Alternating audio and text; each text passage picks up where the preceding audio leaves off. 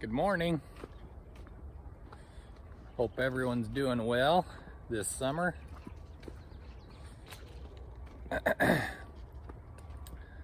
Well, this morning, I want to keep covering this subject of the roots of dysfunction. Today, I want to gear more towards what that looks like with ADHD and dyslexia, how those two things are similar and how they're opposites. So I want to start by saying we've got to change the way that we think about ADHD and dyslexia, because they are really alike. They're alike in the sense that something very, very similar is going on in the brain with each one of them, but it's happening in different sides of the brain or with different categories of brain function. So ADHD, before it was called that, was known better by Gestalt dominance. So if you go and look at Gestalt dominance, you'll see a lot of functions that match things that people with ADHD or ADD do really well. And if you go look at logic dominance, you'll find things that a lot of people with dyslexia do well, a lot of those functions. And why is that? Why is there such a correlation? Well, it's because all that the professionals have done is they've taken Gestalt and logic dominance, which is totally normal, slapped a label on both of them because they have associated dysfunctions, and made a business out of it. And so have I. But they're half-truths. What a lot of people don't talk about when they talk about ADHD and dyslexia is access in the brain. So I really want to focus on that. And you guys need to focus on that. It's not about what you can and can't do, it's what you can't access in your brain. So if you are ADHD, you're Gestalt dominance, which means that you can probably access 100% of your Gestalt brain functions. So that's all your spatial functions. That's stuff like listening to and remembering music. Very Gestalt. So a good example of that is my father. He is incredible at hearing a tune, and it can be a few notes, and suddenly that whole song's in his head. He's got the words, he's got all the instruments going, and his brain can recall that information really well. And a lot of times he can remember the lyrics, the name of the band, things about those people. Like music is just such a great memory trigger for him. Another one that's really spatial: cursive writing. It's unfortunate that a lot of schools have stopped using or stopped teaching cursive writing, because cursive writing caters more to Gestalt dominant minded people or people with ADHD. It's easier for their brain to do cursive. What's another one?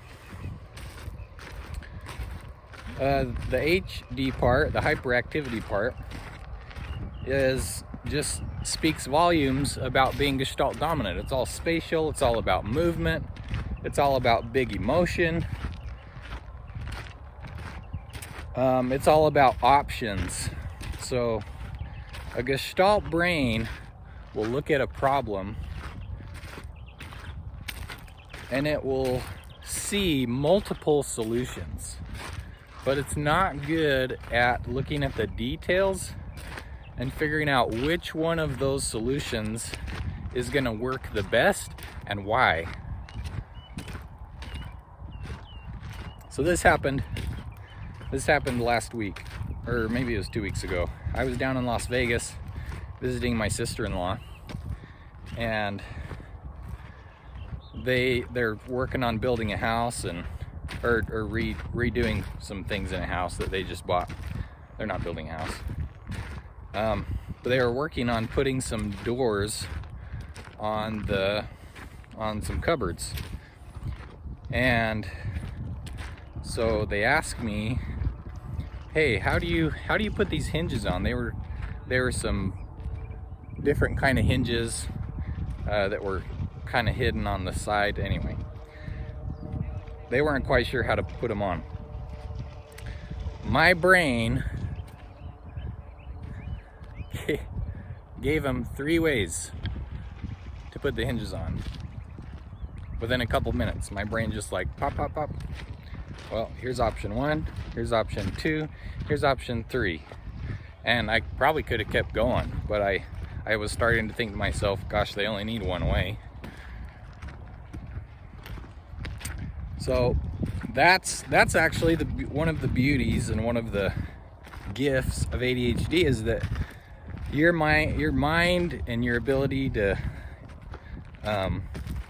find multiple options, multiple ways of doing things, multiple ways of seeing things is really good. But with Gestalt dominance, usually you lack access to your logic functions. Okay? So for me, going back to the options scenario, in the past, if I would have been presented with a similar situation, I wouldn't have been able to logically determine which way I was going to use, and my brain might even confuse which way I was doing in the process.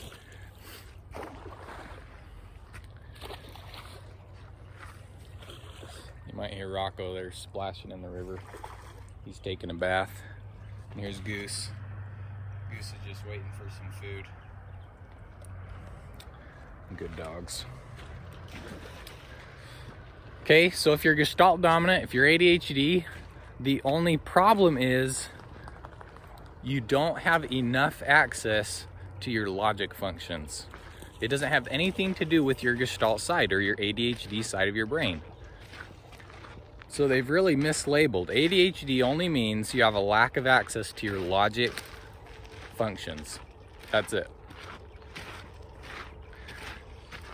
Now you can get a little bit more access to your logic functions with a stimulant. What does a stimulant do? It increases blood flow. We know that. And it increases other things like chemicals, but ultimately you're going to increase blood flow. Well, there's a better way, and that's acupressure. You can stimulate blood flow with acupressure. You don't need drugs. And if you do it with acupressure, it's a natural stimulant, meaning it's not giving anything extra to the brain. It's not doing anything that the brain doesn't naturally do itself. So the long-term effects are much easier on you. All right, so now dyslexia, and I'll probably end up doing some additional videos with some diagrams on this. Dyslexia is the opposite of ADHD, okay? So if ADHD is Gestalt high or Gestalt dominance and low logic, dyslexia is the opposite. Dyslexia is high logic, low Gestalt, most of the time. And I'm not talking about all people who are diagnosed with dyslexia. I'm talking about those dyslexia people who have visual disorientation. Okay, when they look at a book, when they look at a page, they've got letters moving all kinds of ways.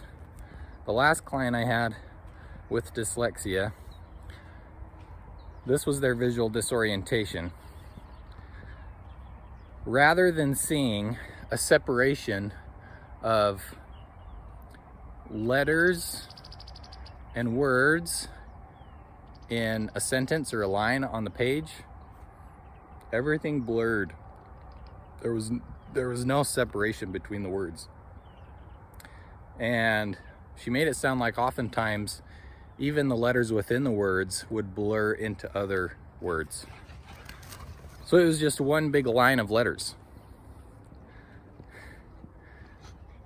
I should write a book for those people with ADHD that'd probably love it. I should write a book that has no space between the words. It just starts with a capital and ends with a period. That's what this girl saw. Now, why is that? Well, here's the difference. With ADHD, you usually have the lack of access in that logic side in the auditory processing. And that's directly associated. Your auditory processing has everything to do with attention. Surprise! Dyslexia has a lack of access to visual processing, obviously. So they don't process, especially 2 dimensions, very good. They're really good at processing 3 dimensions. But I don't think it's in their control is the issue. So that's a start. We'll start with that. So just remember, dyslexia is high logic, low gestalt. Okay? ADHD is high gestalt, low logic. It's all about access. See you guys later.